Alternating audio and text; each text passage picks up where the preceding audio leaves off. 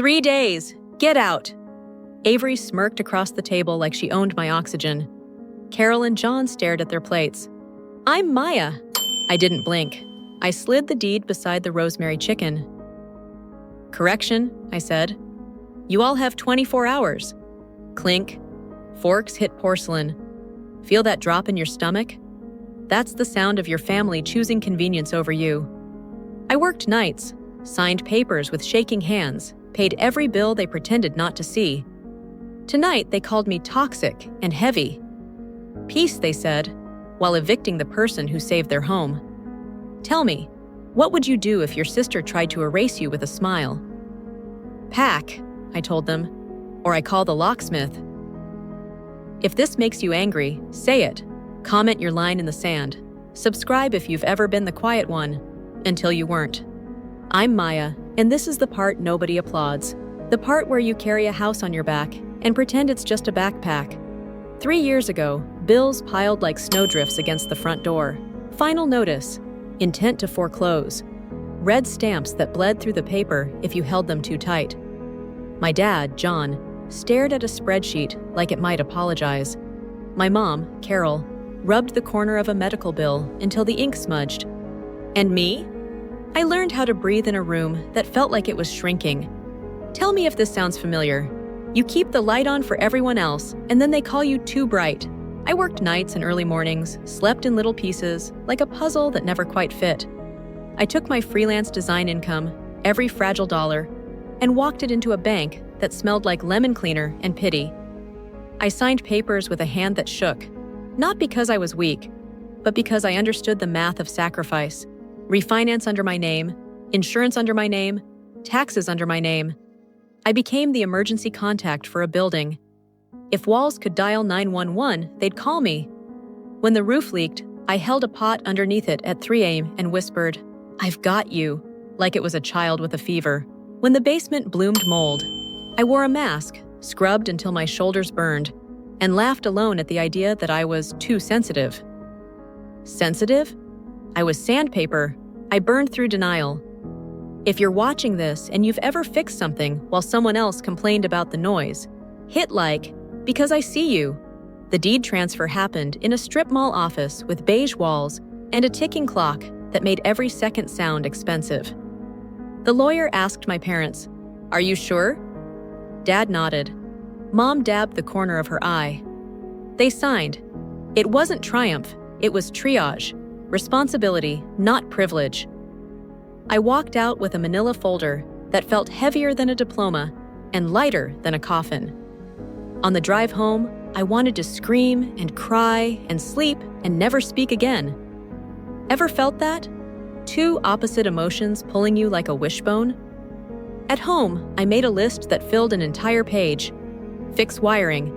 Replace the deck boards where the scorch mark from a 4th of July sparkler had turned the cedar into a memory.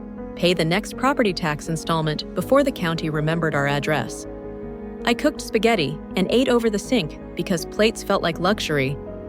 I spread receipts across the guest room mattress and fell asleep in columns and decimals. When a friend texted, "Proud of you," I typed, "Thanks," and stared at the word until it went blurry. Proud felt wrong.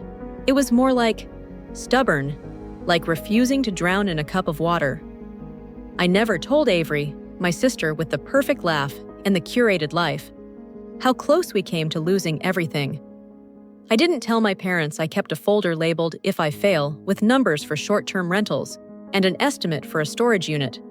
Fear makes you practical. The house looked calm from the street, white siding, black shutters, a porch that sometimes held a bird. But inside it throbbed with a heartbeat I matched my own to, steady and relentless. Don't let go. Don't let go.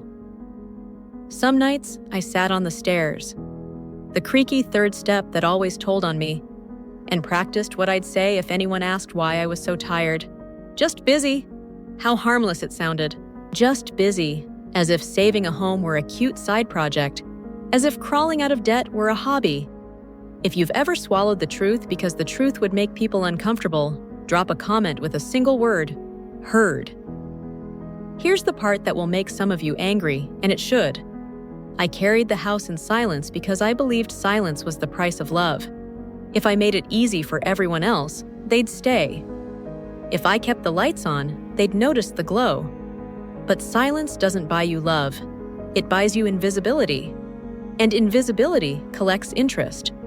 Remember that line, because it will matter later. When Avery reappears with a suitcase and a smile sharp enough to peel paint, when my parents squint at me like I'm the problem, you'll see how everything I did becomes the invisible scaffolding they hang their comfort on. So I kept paying, kept fixing, kept holding. And when the house finally settled, no more threat letters, no more midnight calculations, I took one breath that felt like a sunrise. Then the doorbell rang. If you've ever felt peace arrive just in time to watch it get evicted, share this video. Someone else needs to know they're not crazy. They're carrying more than anyone can see. The day Avery came back, the air actually changed. She didn't knock like a guest. She breezed in like an owner. Designer duffel on the hardwood, sunglasses on her head like a crown. That breathy Instagram voice. "Oh my God, it's so vintage." She hugged Carol with a squeal, kissed John's cheek, and glanced at me the way people glance at a mirror they don't want but can't ignore. "Hey, May," she tossed over her shoulder like a breadcrumb. Ever been renamed into something smaller? By dinner, she had a story for everything. My fiancé? Complicated. The Jeep? A vibe. Bali? Life-changing. Mom soaked it up like sunlight. Dad kept chuckling the way men chuckle when they want to seem unbothered. I brought dessert, lemon tart, their favorite, and Avery smirked. "Still playing house, Maya?" It was one sentence, barely warm, but it slid between my ribs like a thin knife. Shock line to one, right there, and the commenters who've heard that tone before. You know exactly how it feels. You can tag it in one word, condescending. Within days, the choreography revealed itself. Mom, Avery just needs time to heal. Dad, let's keep the peace. Avery, vibes, you know? I started finding my stuff moved. The spice rack I finally organized, rearranged. The office I built out of a closet. Weird, she said, taking over the larger room. The master bedroom, the one my parents had left empty like a museum exhibit, became her domain. With silk robes, playlists that sounded like someone whispering into a crystal, and the smell of expensive lotion that announced her before she arrived. Conversations paused when I entered. Eyes flicked between each other like notes passed under a door. I became the person who made the coffee, took out the trash, and stepped around a new glass vase nobody asked for. If you've ever felt your home tilt beneath your feet, like someone is quietly lifting the floorboards, hit like, because that dizzy feeling is real. One night, I stood behind the screen door and heard them on the porch, the laughter light, the words heavy. Avery said, "She's always so rigid." Mom sighed, "She holds on to things." Dad murmured, "Not healthy." I stood there with my hand on the handle, like holding it could hold me together. The house hummed. My chest went hollow. You know that slow ache when the people who should defend you start narrating you as a problem? It's like being erased while you're still in the room. Then Avery started dropping ideas, downsizing, selling while the market's good. "It's too much for Maya alone," she said, as if I hadn't been the only one holding the too much. I watched Dad nod, the way a person nods when relief has a voice. I watched Mom press her lips together, like she was ironing a thought flat. I didn't argue. Here's a secret I learned. When someone is rewriting history, interrupting mid-sentence only makes them write faster. So I documented receipts, dates, photos of the roof before and after, insurance renewals, tax confirmation numbers, a quiet archive of the truth. And I started locking my bedroom door, not because I was afraid of Avery, but because I was afraid of what I might do to my own heart if I kept letting them in. Boundaries aren't walls, they're guardrails on a cliff. You don't install them because you plan to crash. You install them because you want to live. The microaggressions turned macro. "You're heavy," Avery said one morning, stirring coffee she didn't buy. "Your energy is dense." I smiled. "Bills are dense," I said lightly. and she blinked like I'd spoken a language she couldn't monetize. Later, Dad set down the mail without looking at me. Letters with my name went unopened. Mom started using words like tents and eggshells, as if the house had become a crime scene, and I was the chalk outline. If this is making your skin heat up, if you've ever been gaslit into thinking your contributions are a mood problem, drop a comment with, "I'm not the villain." Because you're not. You're the infrastructure. The slide into the ultimatum was slow, then sudden. Like how a shelf looks fine until the moment everything crashes. We were at dinner. Rosemary chicken, mashed potatoes, a salad that tasted like nostalgia. Firelight made everything look softer than it was. Avery took a sip of a wine with a price tag you could hear. She set the glass down and smiled at me like a cat that knows where the can opener is. 3 days, she said. Get out. Shock line number 2. Mom looked at her plate. Dad reached for the salt. Me? I felt something inside click into place, like a seatbelt before impact. I didn't raise my voice. I didn't cry. I didn't ask why. I reached into my bag and pulled out the folder. If you've stayed this far, share this, because this is the pivot point. The part where the underestimated person stands up without standing down. I laid the deed next to the rosemary chicken like a second entree. Correction, I said, keeping my voice calm enough to make the room nervous. You all have 24 hours. The sound in the dining room was a chorus of shocked cutlery. Clink, clink, like little bells announcing a wedding the bride didn't attend. Avery stared at the paper as if it might bite. Mom's eyes went round and shimmering. Dad's hand hovered over the salt shaker as if seasoning could fix this. Avery found her voice first. This isn't real, she said. Brittle, brittle, brittle. I slid the next document across. Refinance confirmation, insurance, taxes. Each page a brick in a wall I'd built while they were busy arranging furniture on the other side. Signed, notarized, filed, I said. 18 months ago when I paid off the last of the mortgage. Watching the color drain from my father's face made me want to both hug him and hand him a mirror. He whispered, "There has to be another way." I nodded.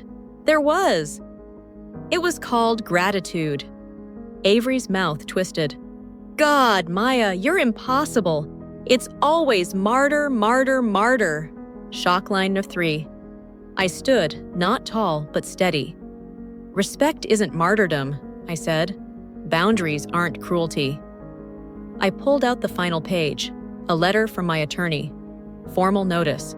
The words looked simple on paper, but in that moment, they weighed as much as every night I'd stayed up routing a future for us. Pack, I said, or the locksmith meets the sheriff tomorrow. Mom finally spoke, her voice a soft bruise. You're not this kind of person. And this is where I need you, viewer, to hear me closely. I wanted to say, I know. I wanted to be softer, smaller, easier. But you don't get to weaponize my gentleness and then accuse me of violence when I choose a spine. You made me this kind of person, I said quietly, by mistaking my silence for consent. Dad sat down hard, the chair scraping like a bad memory. Avery's heels cracked the stair on her way up, a metronome of fury. I stood there with my hands flat on the table, feeling the grain in the wood I'd sanded, the surface I'd oiled, the place where we used to eat cake on birthdays before the frosting started tasting like dust. I wasn't happy. Don't confuse clarity with joy. But I was done renting my life to people who never paid. Morning arrived like a witness. I didn't sleep. I listened to drawers opening, suitcases zipping, a door closing softly as if it could muffle consequence. At 8:13, Avery's voice sliced the air. Just bring the truck around. I don't need help. I need you to be fast. The house swallowed it, then exhaled. Dad sat in his recliner staring at a dead TV, the remote a prop in a play that had closed. Mom wrapped plates in newspaper labeled fragile, and I wanted to say, me too. But the moment for metaphors had passed. At 11:40, the front door opened and closed 3 times. Once for Avery, once for Carol, once for John, no goodbyes. The absence felt oddly neat, like the space under a lifted sticker, cleaner than the rest of the surface, sadder too. At 12:30, I slid the bolt. The click was both an ending and a beginning. If you've ever closed a door on people you still love because you love yourself too, comment "click." It will help someone else be brave. The house felt wrong at first, like I'd stolen it from myself. Their smells lingered, aftershave in the hall, perfume in the guest room. I didn't do a victory lap. I started small, opened windows, let the air judge us and then forgive us. I painted the master bedroom a soft gray that looked like a long exhale. Took down the portraits, not to erase history, but to stop it from casting shadows on the present. I labeled the box, memories, not altars. I planted lavender where the stubborn roses had refused to thrive. Lavender doesn't ask for applause. It just shows up, takes light, and gives scent. I fixed the squeaky stair, replaced the attic bulb, set up a real office, not the emergency station I'd built when survival was the only aesthetic.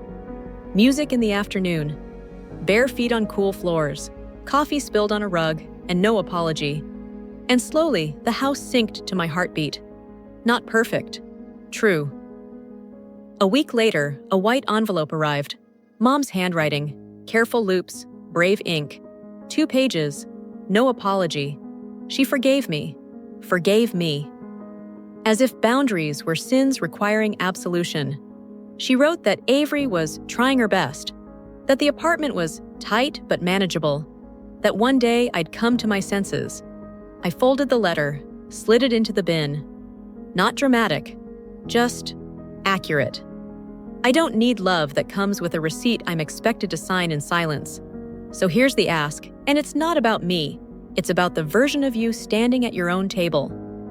If your peace is being rebranded as toxicity, if your labor is being rebranded as control, if your home, literal or metaphorical, is being recolonized by people who prefer your usefulness to your personhood, draw your line. Like this if you've ever had to be the bad guy in someone else's story to be the hero in your own. Share it for the quiet ones who are one document away from a spine. And comment the sentence you wish you'd said at your own dinner table. I'll start. Correction. You have 24 hours. So that's where I'm standing now.